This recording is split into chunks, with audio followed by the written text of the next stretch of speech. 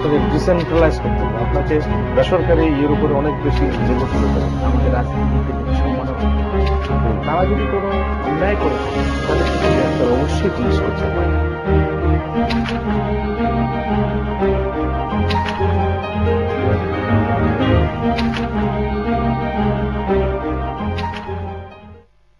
প্রিয় দর্শক, সকলকে স্বাগত জানাচ্ছি আজকের শীর্ষ সংবাদে। আমি সাথে রয়েছে আশরাফুল আজম খান।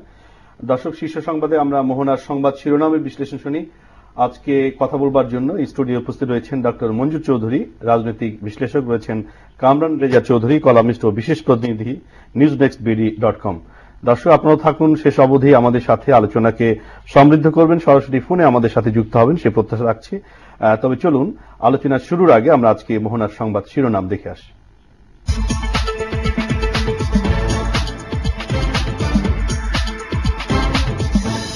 আদালতে হাজিরা এড়াতেই খালেদার হরতাল অবরোধ, ঘরের আগুনেই পুড়ছে বিএনপি, বললেন প্রধানমন্ত্রী, জ্বালাও পোড়াও বন্ধের আহ্বান। রিয়াজ রহমানের উপর হামলার ঘটনায় পুলিশের মামলা, বৃহস্পতিবার বিএনপির হরতাল, হামলাকারীদের বিরুদ্ধে ব্যবস্থার আশ্বাস স্বরাষ্ট্র প্রতিমন্ত্রীর। ব্রিটিশ সাংবাদিক ডেভিড বার্গম্যানের সাজায় বিবৃতি দেওয়া ৪৯ বিশিষ্ট নাগরিকের কাছে ব্যাখ্যা চেয়েছেন আন্তর্জাতিক অপরাধ ট্রাইব্যুনাল।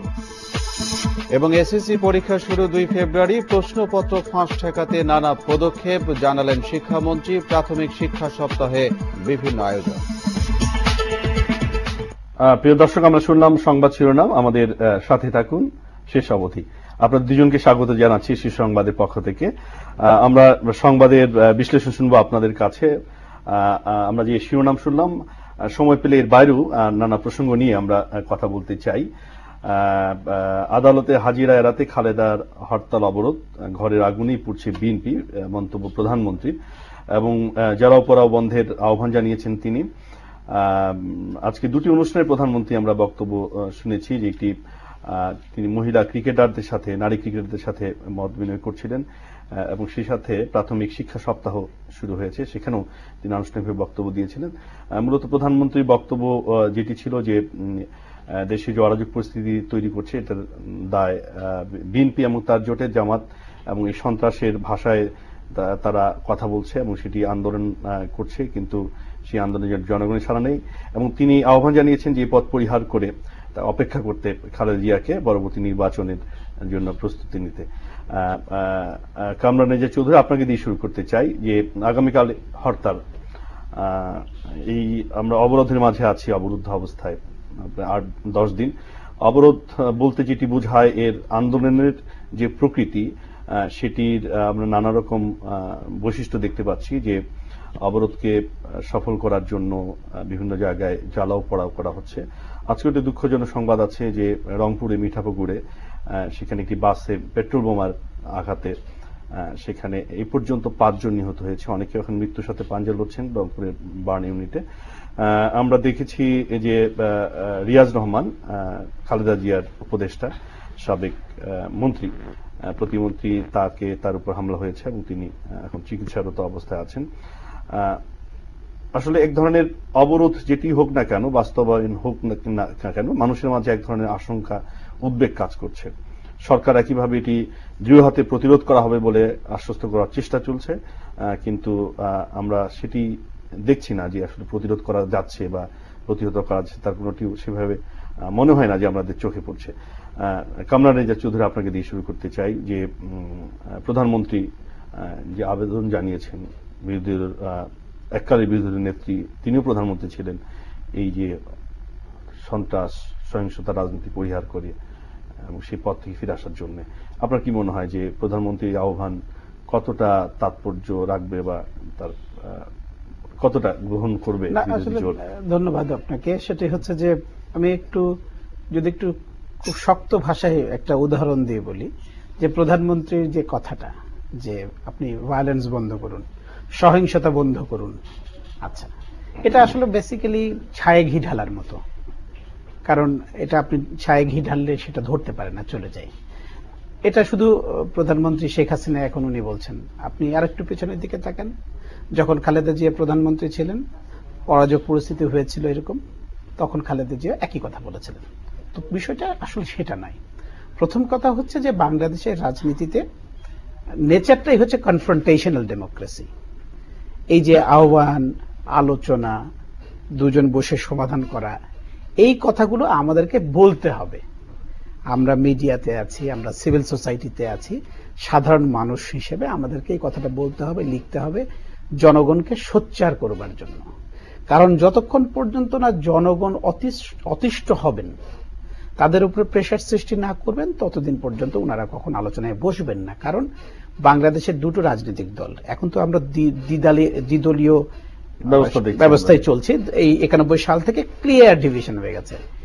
এই দুটো দলের উত্থান আপনি যদি দেখেন, বাংলাদেশ একদম মোটা দাগে একটা কথাই বলা যাবে, বাংলাদেশে আলোচনা করে কোনো রাজনৈতিক সমাধান হবে না, সমস্যার সমাধান হবে না, এটা মোটামুটি নিশ্চিত। যদি হয়, হতে পারে, আমরা আশা রাখতে পারি, কিন্তু এটা খুব ডিফিকাল্ট। তাহলে কিভাবে হতে পারে সেটি অল্প কথা। আমরা আমার মনে হয় যে একজন দর্শক আছেন। জি, হ্যালো, আসসালামু আলাইকুম। জি, ওয়ালাইকুম আসসালাম। দর্শক কে বলছিলেন? বলছিলাম পিরিজপুরের কাউকালি থেকে। জি, বলুন। যে আজকের আমার প্রশ্ন, যে গণতন্ত্রের নাম করে চলমান রাজনৈতিক সহিংসতার কারণে মানুষকে পুড়িয়ে মারা হচ্ছে, মানুষকে গুলি করা হচ্ছে, এই তন্ত্রের কথা বলে ক্ষমতায় থাকার হোক আর ক্ষমতায় যাওয়ার জন্য যারাই করছে, এই দায়িত্ব কে বহন করবে?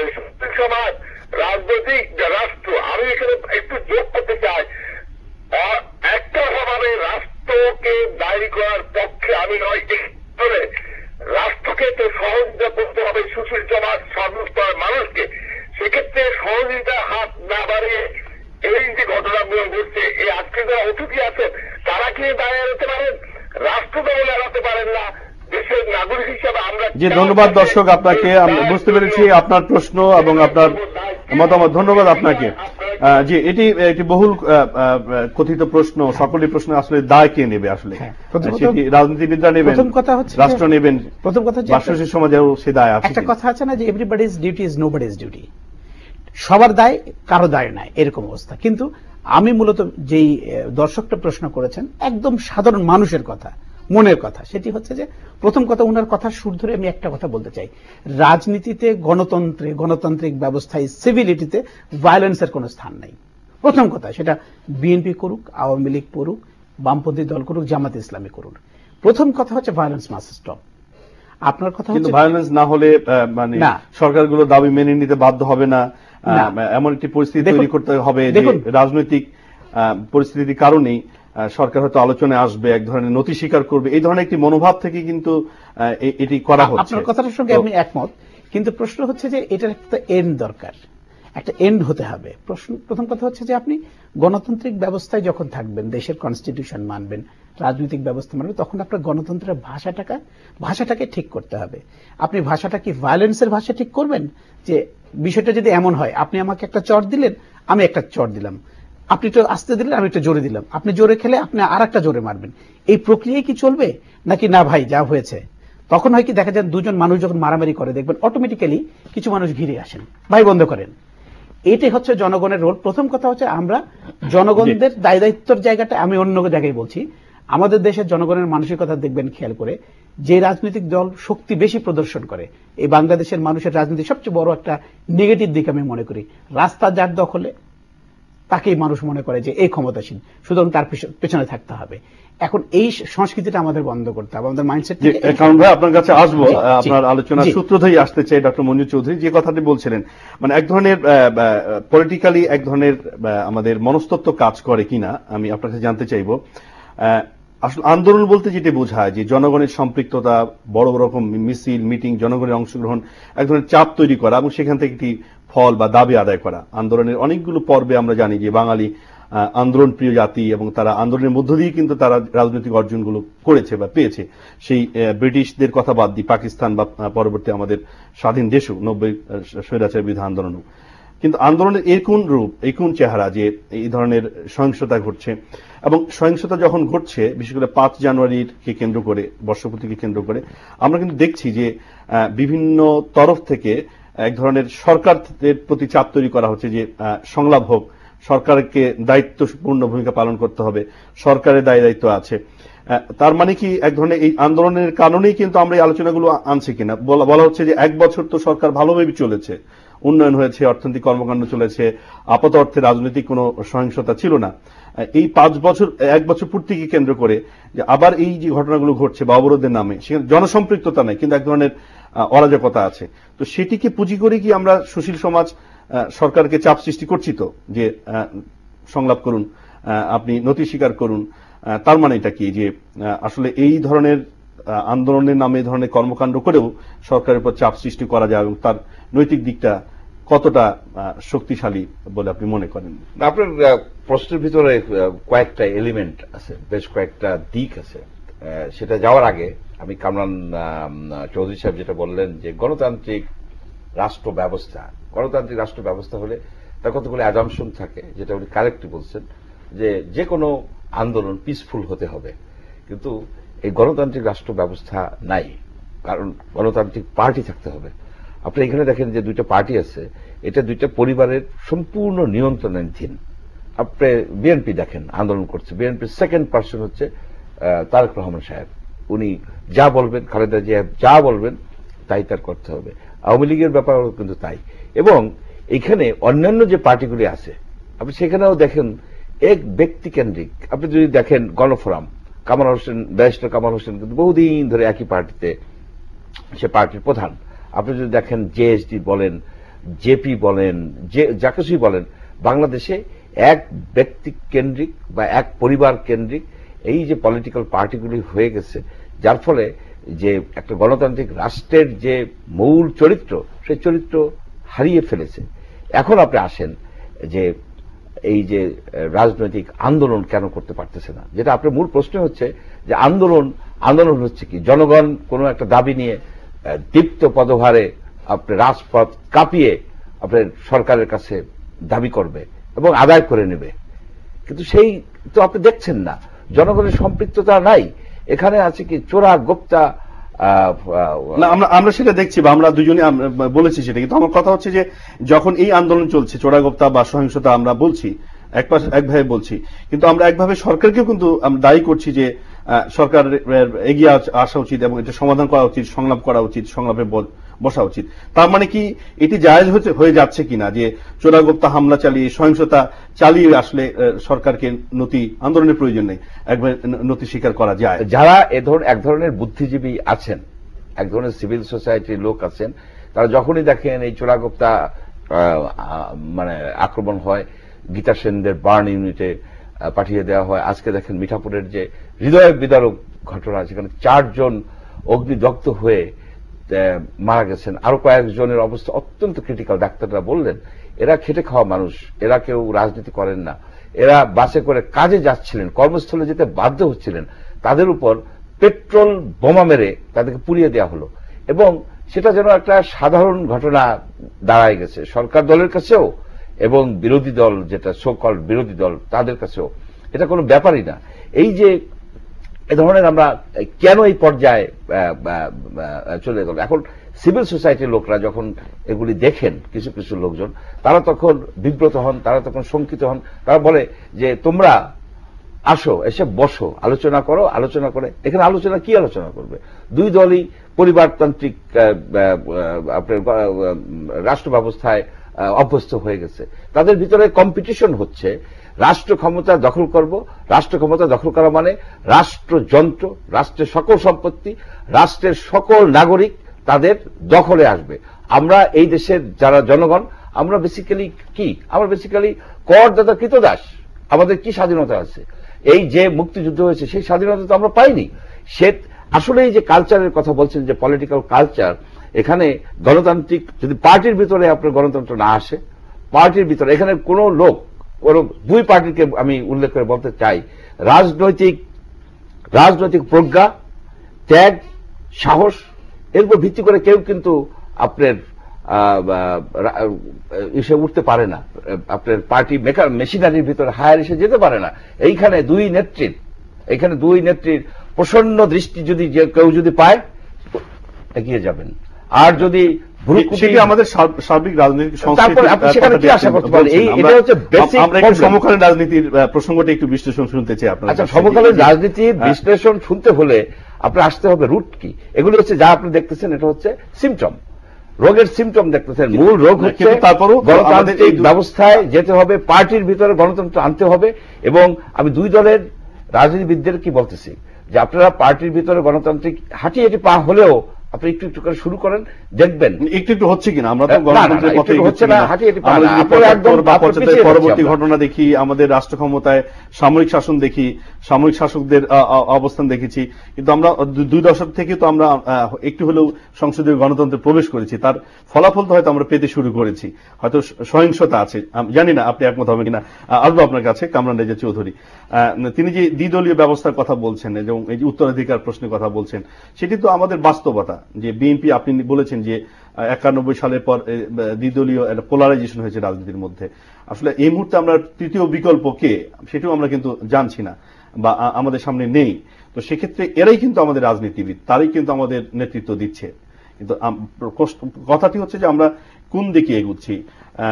এখানে এই যে সহিংসতা রাজনীতি আপনিও বলেছেন যে সংলাপের মধ্য দিয়ে আসলে সমাধান হবে না, এরকম একটি কথা বলেছেন। আমি একটু মঞ্জু ভাইকে কথার সূত্র ধরে একটা কথা বলতে চাই, একটু ক্লিয়ারিফাই করতে চাই। সেটি হচ্ছে যে আপনি শুধু দুটো দলকে দোষারোপ করছেন কেন? দর্শক আছেন। জি, হ্যালো। জি, ওয়ালাইকুম আসসালাম। দর্শক কে বলছিলেন প্লিজ? আমি আব্দুল লতিফ কুরেশি, সংবাদ নোয়াখালী থেকে বলছি। জি, মাননীয় অতিথি দুজন কলামিস্ট এবং সাংবাদিক, আমি ওনাদের কাছে প্রশ্ন করতে চাচ্ছিলাম যে গণ আন্দোলন বলতে কি বোঝাতে চাচ্ছেন বিরোধী দল। আর আরেকটি কথা হচ্ছে যে 7টি দফা দিয়েছেন বেগম খালেদা, যে 1 দফা থেকে 7 দফা এসেছেন, এই 7 দফার মধ্যে আমাদের জনগণকে যে পুড়িয়ে মারছে, এর মধ্যে জনগণের কোনো সম্পৃক্তি আছে কিনা, জনগণের জন্য কোনো কথা বলা আছে কিনা ওই 7 দফার মধ্যে। আর যদি গণতন্ত্র থাকে তাহলে আমি একটা কথা বলতে চাচ্ছি, যেমন আমরা 2001 সালে আমাদের বর্তমান প্রধানমন্ত্রী শেখ হাসিনা তখন কিন্তু মহাখালীতে যখন অবরোধ করে রেখেছিলেন বেগম খালেদা জিয়া, উনি কিন্তু তখন ওই মহাখালী থেকে পায়ে হেঁটে কিন্তু 32 নম্বর হয়ে এসেছিলেন ধানমন্ডি। আরেকটি ঘটনা যে যখন ডক্টর হুমায়ুন আজাদকে যখন আহত করা হয় জঙ্গিবাদীরা, তখন কিন্তু উনাকে ক্যান্টনমেন্টে ব্যারিকেড দিয়েছিলেন, কিন্তু তখন জননেত্রী শেখ হাসিনা কিন্তু পায়ে হেঁটে সেই সিনেমাতে দেখতে গিয়েছিলেন হুমায়ুন আজাদকে। তাহলে আমরা কি এখন বলবো যে বিএনপির সাথে জনসম্পৃক্ত আছে? আর এই যে মানুষ পুড়িয়ে মারছেন, আমি গতকালকে যে ঘটনাটা ঘটেছে এবং ধন্যবাদ দর্শক, বুঝতে পেরেছি আপনাকে, আপনার কথা বুঝতে পেরেছি, আপনাকে ধন্যবাদ। আমাদের সাথে থাকুন, নিশ্চয়ই আমরা শুনবো আলোচকদের কাছ থেকে আপনার এই কথা। আচ্ছা, এখন যে প্রসঙ্গটা বলছিলাম সেটা হচ্ছে যে মঞ্জুর ভাই বলছিলেন যে শুধু 2 দলের কথা। আপনি একটা উদাহরণ দিই, বাংলা নেতারা বা রাজনৈতিক দল তেমনই চলেন যেমন জনগণ আচরণ করেন। এখন আমি উদাহরণটা এই কারণে দিলাম, আপনি শুধু দল কেন, আপনি একটা ব্যাংকের ডিরেক্টরশিপের দিকে তাকান, দেখুন একটা ব্যাংক, বাবা চেয়ারম্যান, সব ছেলে মেয়ে জামাই নাতি সব মিলে তারা ওই ডাইরেক্টরস। আপনি আসেন এই যে কোনো একটা বাজারে যাবেন, গিয়ে দেখবেন কমলা, মিরপুর 10 নম্বর কমলার ওখানে যাবেন, গিয়ে দেখবেন কমলার দোকান 1 থেকে 3 থেকে 4টা দোকান, দেখবেন কেউ ভাই, কেউ ভাতিজা, কেউ ভাগ্নে, কেউ ভাতে। তো সেটি হচ্ছে আমাদের মাইন্ডসেটের মধ্যে। উপরন্তু আপনি পরিবারতন্ত্র কথা বলছেন, ভারত কিছুটা হয়তো এবার দেখিয়েছে, শ্রীলঙ্কাতে আপনি তার 3টা ভাই, একজন স্পিকার, একজন ডিফেন্স সেক্রেটারি, একজন প্রাইম মিনিস্টার, এবং তার 28 বছরের ছেলেকে উনি তৈরি করছিলেন প্রেসিডেন্ট হিসেবে। তো পুরো সাউথ এশিয়ান ক্যারেক্টার এবং to some extent South East Asia ছিলেন, সেটা কিছুটা কমেছে। সেটি হচ্ছে একজনের বিশ্লেষণ, মার্কিন একজন রাজনীতিবিদের বিশ্লেষণ, যেটা হচ্ছে যে সামন্তবাদের সর্বনিম্ন স্তর এবং ক্ষয়িষ্ণু সামন্তবাদ এবং পুঁজিবাদের সর্বনিম্ন স্তর, এটা একটা ট্রানজিশন। সামন্তবাদ নাই কিন্তু আছে, ওই ভূতটা এখনো যায়নি। হ্যাঁ, যতদিন পর্যন্ত আমাদের সাংস্কৃতিক জায়গা থেকে আপনি কেন বঙ্গবন্ধু, আপনি দেখবেন এখন পলিটিক্যাল কমিউনিকেশন একটা জিনিস লক্ষ্য করবেন, একটা পোস্টার দেখবেন, অমুক ভাইয়ের সালাম নিন, ভোট থাক বা না থাক, আপনি 10 নম্বর মোড়ে যান বা যে কোনো জায়গায় গিয়ে দেখবেন পোস্টারে কয়টা লেখার কয়টা ছবি কিসের, দেখবেন প্রথমে বঙ্গবন্ধুর, শেখ হাসিনার, জয়, কোনো জায়গায় রেহেনা, তারপরে কামাল আহমেদ মজুমদার সাহেব, তারপরে অন্য কোনো ব্লা ব্লা ব্লা ব্লা, তারপরে নেতা হতে হতে উপকমিটির একজন সদস্য। এটা কেন হয়? একটা কারণেই যে মানুষ মনে করে আমি যে উপকমিটির সদস্য, আমি মনে করি আমি যদি আমার ইমিডিয়েট নেতাকে সন্তুষ্ট না করি তাহলে আমার কোনো অবস্থান নাই, তার উপরে একজন সে সন্তুষ্ট করতে হবে, এইভাবে চলতে থাকে। তো এখন প্রশ্ন হচ্ছে এটা সার্বিক রাজনৈতিক ফলাফল, আমাদের মাইন্ডসেট যতদিন পরিবর্তন না হবে দলের ভিতরে গণতন্ত্র আসবে না। আচ্ছা, এখন 7 দফার কথা, যে আমরা 7 দফা আসবো। দর্শকের প্রশ্ন একটু বিরতি থেকে ফিরে আসতে চাই, আসবো আপনার কাছে আবার। দর্শক যাচ্ছি একটি বিরতিতে, নিশ্চয়ই আমাদের সাথে থাকবেন।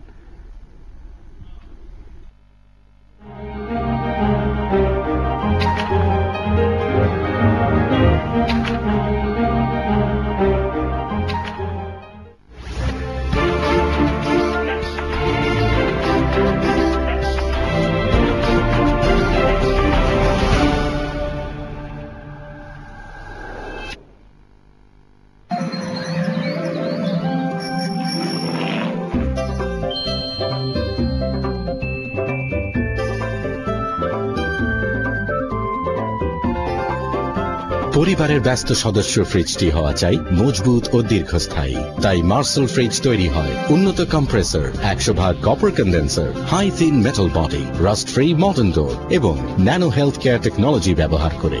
Marcel refrigerator.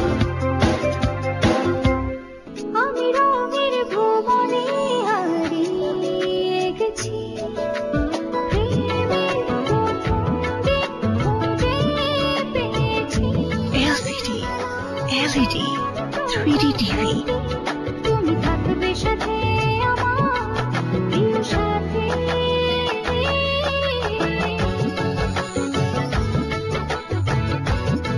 ক্রিস্টাল নিখুঁত ছবির নিশ্চয়তা।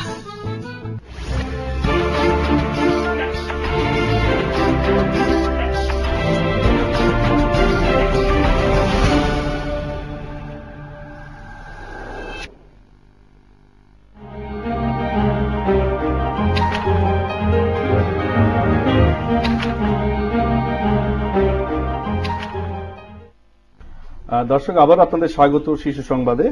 আমরা কথা বলছিলাম মোহনার সংবাদ শিরোনাম নিয়ে। আপনার কাছে সেই মানে জায়গায় ছিলেন আপনি, সেই জায়গায় শুরু করতে চাই। তবে আমি একটু যুক্ত করতে চাই, দর্শক 7 দফায় কোনো জনগণের দাবি আছে কিনা সেটি বলেছেন দর্শক, যে 1 দফা থেকে বিএনপি 7 দফা দিয়েছেন।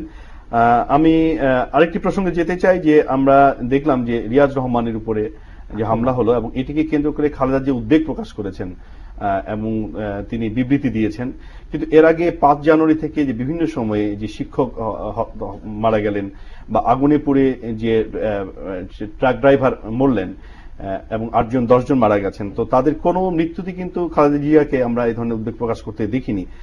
এই যে নিজের ঘরে যখন আগুন লাগলেন তখন তিনি কিন্তু উদ্বেগ প্রকাশ করছেন। আমরা দেখেছি যে বিদেশি দূতাবাস থেকেও প্রতিক্রিয়া ব্যক্ত করা হয়েছে, যুক্তরাষ্ট্র এবং যুক্তরাজ্য থেকে পররাষ্ট্র মন্ত্রণালয় থেকেও উদ্বেগ প্রকাশ করা হয়েছে। এটিকে যুক্ত করে আপনি বলবেন? হ্যাঁ, তো 7 দফার যে প্রসঙ্গটা সেটি হচ্ছে যে বেগম জিয়া 1 দফা দাবি থেকে 7 দফা দাবি দিয়েছেন, সেখানে কেয়ারটেকারের প্রভিশন, উনি কিছু কিছু ইলেকশন ম্যানিফেস্টোর মতো আমার কাছে মনে হয়েছে। উনি মানুষকে বোঝাতে চাচ্ছেন যে না, উনি গণতান্ত্রিক আচরণ করতে চান। 5 জানুয়ারি নির্বাচনের আগে বিএনপি জামাতের কর্মসূচির কারণে যে ভায়োলেন্সটা হয়েছে, নজিরবিহীন ভায়োলেন্স হয়েছে, সেই ভায়োলেন্সের কারণে উনার যে ইমেজটা নষ্ট হয়েছিল, সেই নষ্ট ইমেজটাকে উনি কিছুটা কাভার আপ করবার জন্য আমি যতটুকু মনে করি উনি এই 7 দফা জনগণের সামনে দিয়েছেন, যে আমি আলোচনার জন্য রেডি আছি, আওয়ামী লীগ আমাকে ডাকছে না। এর মধ্যে জনগণের দাবি আছে কিনা, কারণ হচ্ছে আপনি একটা কথা মানতে হবে যে যখন কোনো রাজনৈতিক দল গ্রেটার কিছু দফা দেয়, এর মধ্যে জনগণের কথা তাদের ভাবতে হয়। ইনডিরেক্টলি আসে, সরাসরি সবসময় আসে না, ইনডিরেক্টলি আসে। আচ্ছা, এখন প্রশ্ন আসে যে কথাটা আছে বিএনপি ক্ষমতায় যাবার জন্য করছে। যে কোনো রাজনৈতিক দল, আমি বলতে চাই রাজনৈতিক দলগুলোর কোনো রাজনৈতিক দলকে বিরোধী দলে যাবার জন্য করে তা করে না, রাজনৈতিক প্রক্রিয়াই এটা। একটা রাজনৈতিক দল তারা ক্ষমতায় যেতে চাইবে, কিন্তু প্রশ্ন হচ্ছে মিন্সটা কি। আপনি যেভাবে হরতাল ডেকেছেন, অবরোধ করেছেন, আপনার ক্ষমতার যেহেতু আছে হরতাল বা অবরোধ ডাকবার, এট দ্য সেম টাইম আমি নাগরিক হিসেবে আমার এভরি রাইট আছে, আমি মানবো না। আপনি তার জন্য আমাকে বোমা মারতে পারেন না, আপনি পেট্রোল বোমা মারতে পারেন না, আপনি আমাকে একটা লাঠি মারতে পারেন না, একটা কান ধরে টানতে পারেন না। এই কথাটা আমাদের রাজনৈতিক দলগুলো স্বীকার করে না। আপনি খেয়াল করে দেখেন, আওয়ামী লীগ বলছে বন্ধ করুন, অমুক করুন, তমুক করুন, বহুবার পার্লামেন্টে ফ্লোরে দাঁড়িয়ে শতবার এই ধরনের কর্মসূচিকে ব্যান করার জন্য কথা বলা হয়েছে।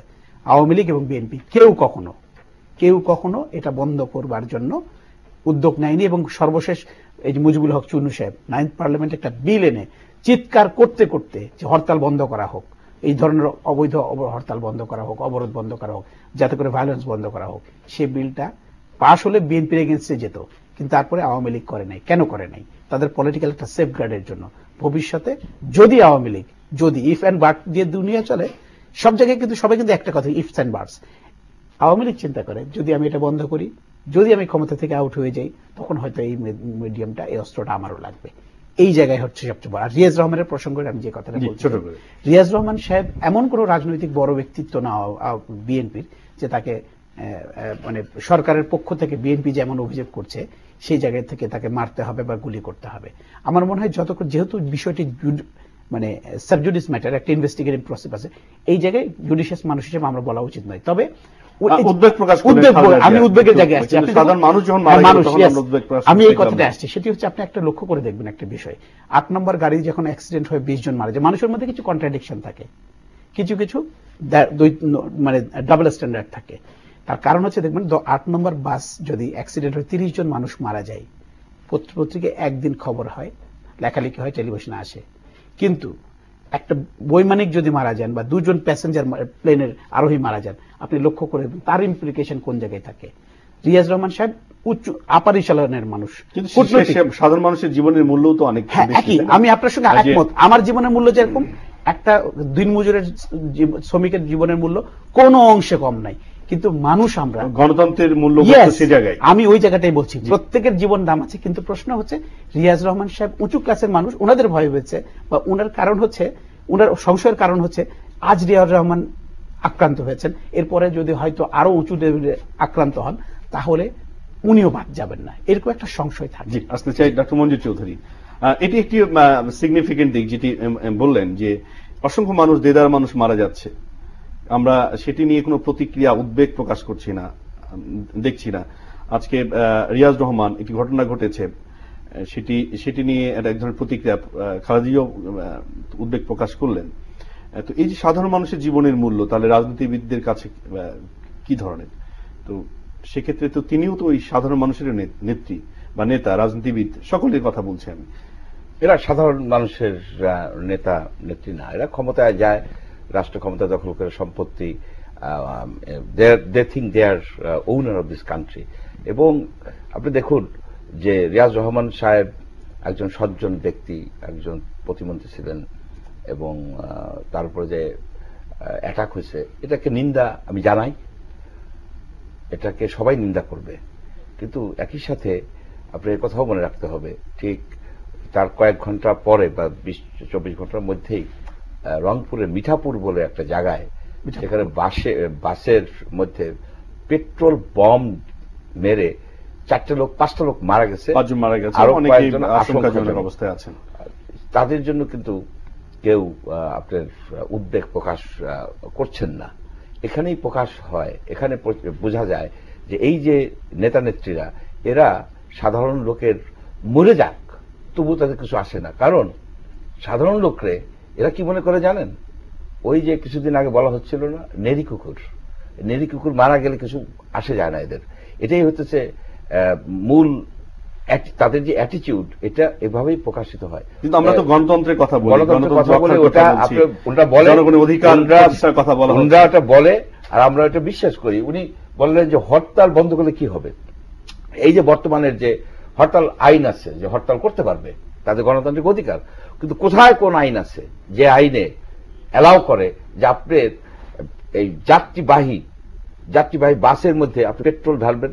আপনার কোথায় আইন আছে যে কোনো একজন হুইপ হচ্ছে বলে সে আগায় যাচ্ছে বাস আটকানোর জন্য, তখন তাকে যখন ঠেকায় কোনো একজন জুনিয়র পুলিশ অফিসার, তখন দল মত নির্বিশেষে সেই জুনিয়র পুলিশ অফিসারের উপরে আপনি ঝাঁপাই পড়েন? কেন? যে একজন হুইপ বাস অ্যাটাক করতে গেছে, কিন্তু বাসে তো নারী আছে, শিশু আছে, তার দায়িত্বই হচ্ছে আপনার এই হামলাকারীদের হাত থেকে জনগণকে রক্ষা করা। দর্শক আছেন একজন। হ্যালো, কে আছেন আমাদের সাথে বলুন। হ্যালো, কেমন ভাই? জি, ওয়ালাইকুম আসসালাম। দর্শক কে বলছেন? বলুন। কেমন ভাই? আমি স্বপন বলছি। জি বলুন। জি শুনছেন, বলুন। আপনি বলুন।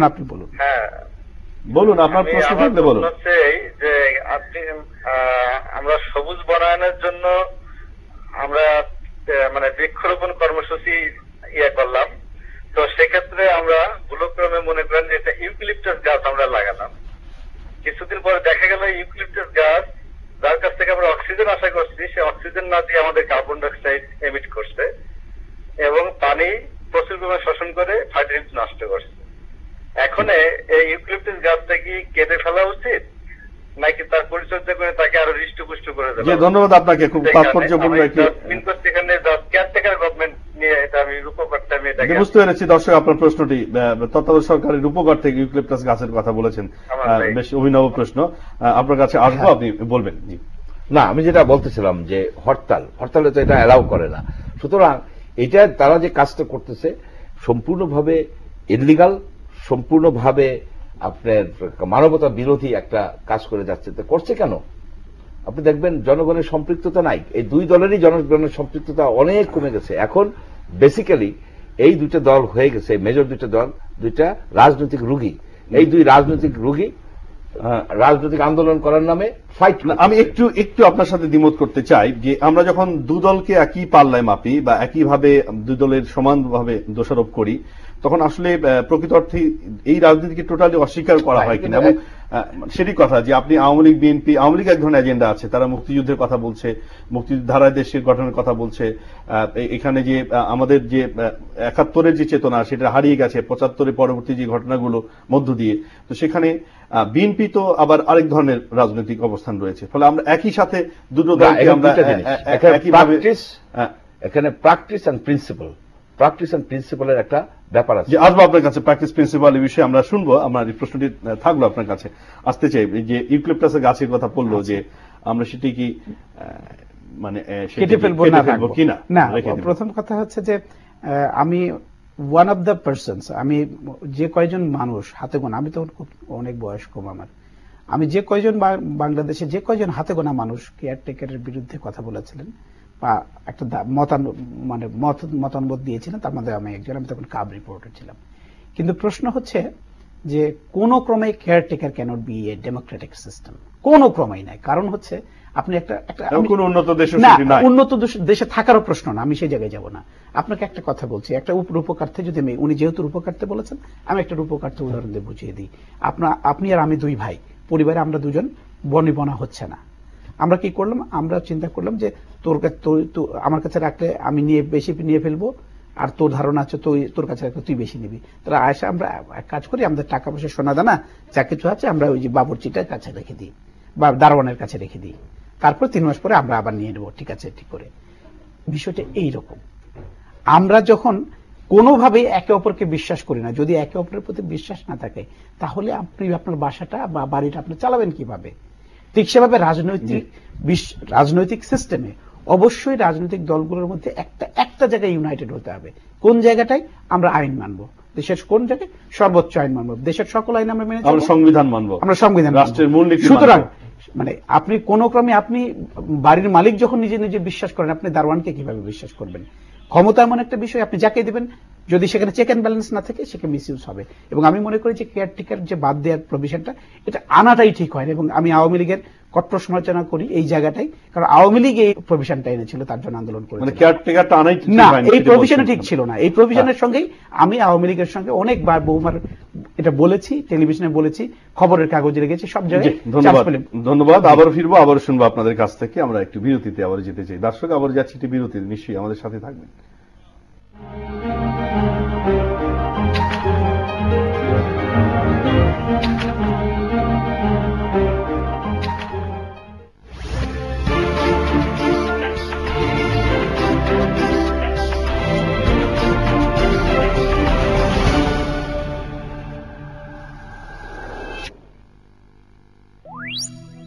ভেসে যায় ভালোবাসার নৌকায়,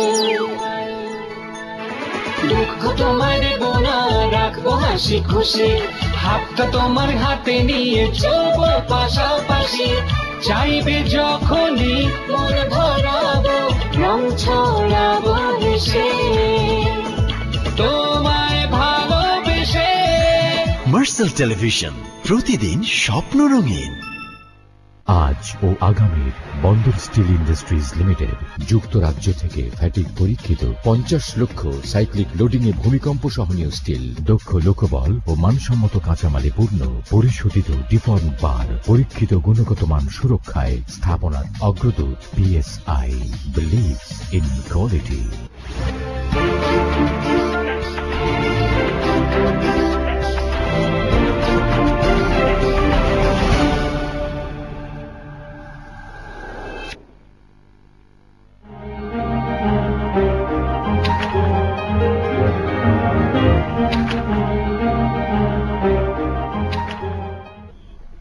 দর্শক, বিরতি ছিলাম, আমরা আবার ফিরছি শীর্ষ সংবাদে।